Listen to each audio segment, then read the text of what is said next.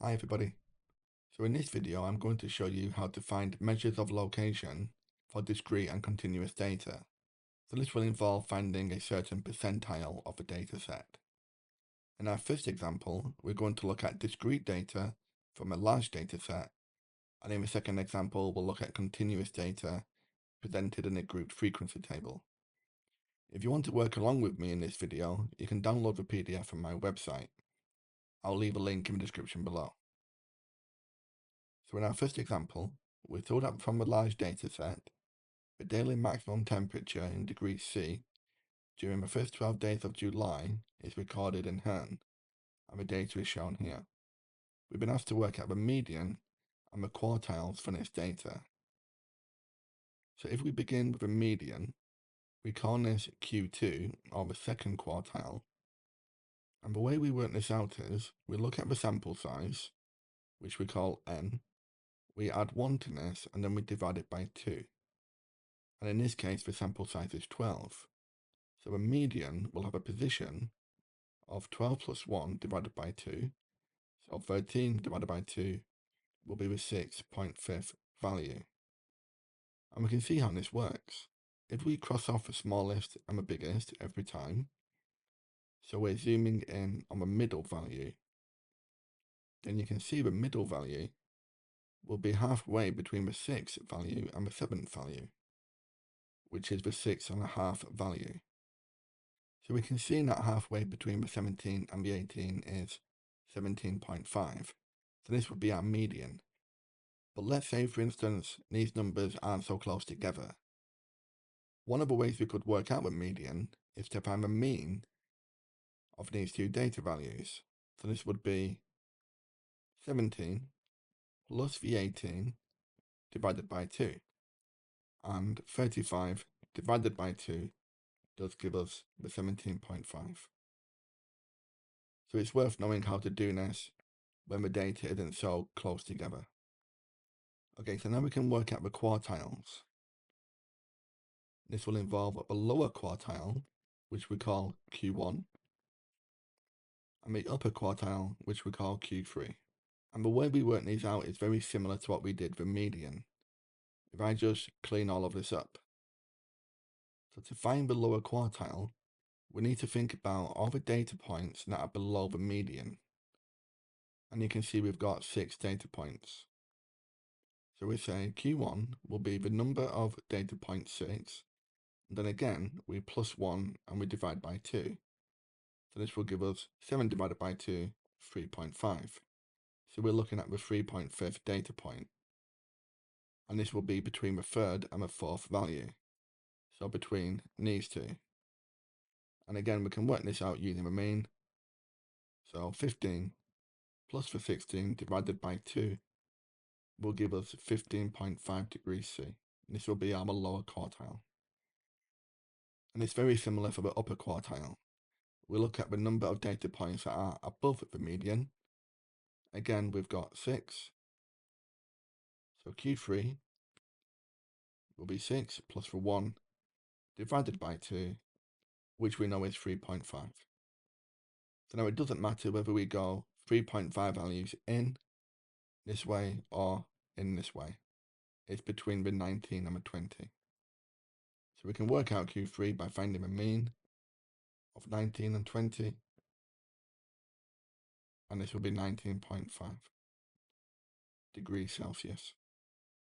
So we've got the median, the lower quartile, and the upper quartile. Quite often we're asked for the interquartile range, and this is Q3 minus Q1. So this would be 19.5 minus the 15.5, which will be 4 degrees C. And that will be the interquartile range.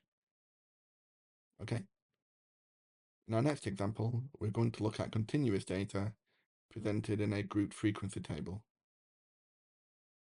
Okay, so in this question, we're told that the following table shows values of x and their corresponding frequencies. We've been asked to work out the 40th to the 70th percentile range. So we're going to use a method known as interpolation. It might sound a bit complicated, but I'll show you how to do it. If we begin by writing the 40th percentile as P40, and then the 70th percentile as P70, we can work out our sample size by adding all the frequencies together, and we get a sample size of 50. So to work out our 40th percentile, we need to find the data point that is 40% of our total frequency of 50, and 0.4 times 50 is 20. So the 40th percentile will be the 20th data point in this frequency table. To find this, we need to work out the cumulative frequency. Well, we've got 5, then we add the 12 and we've got 17. Add the 16 and we've got 33, then 44 and 50. So you can see that the 20th data point will be between the 148 and 152, because it's between 17 and 33.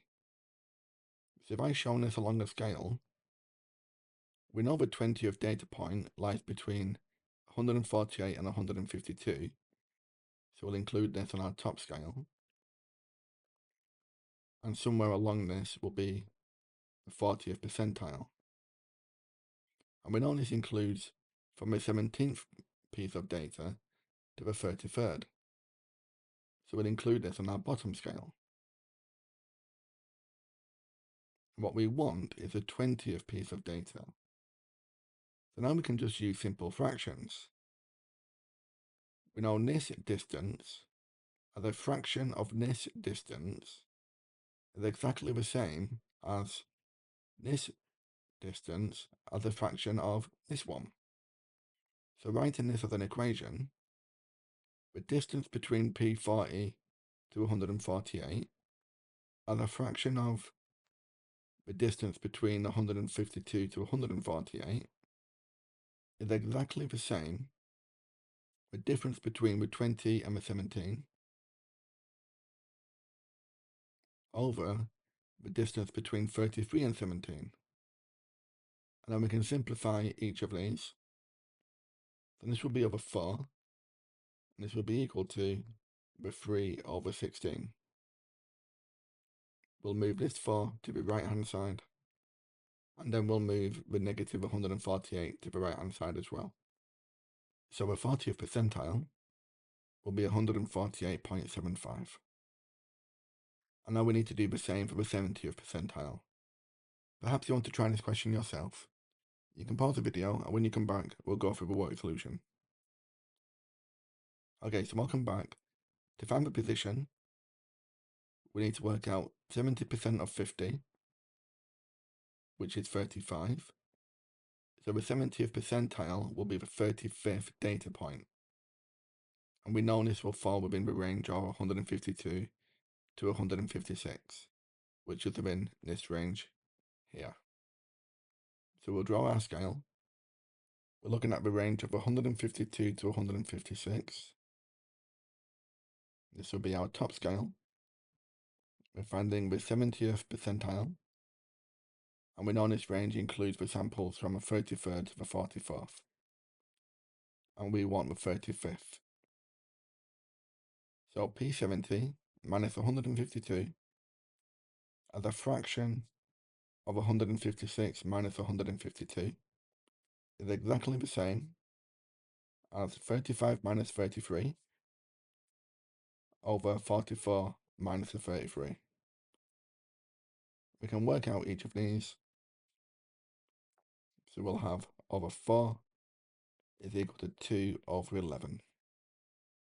We'll move this 4 and this a negative 152 to the right hand side. Then we can work this out on our calculators, and we get approximately 152.73. So this is our 70th percentile here.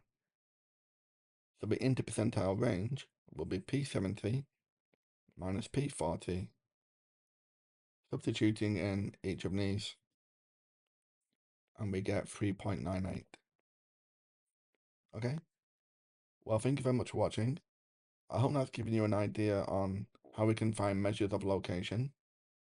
If you did find that helpful, please like and subscribe, and you can download the full lesson and the PDF that accompanies this video from my website, mrmathematics.com. I'll leave a link in the description below.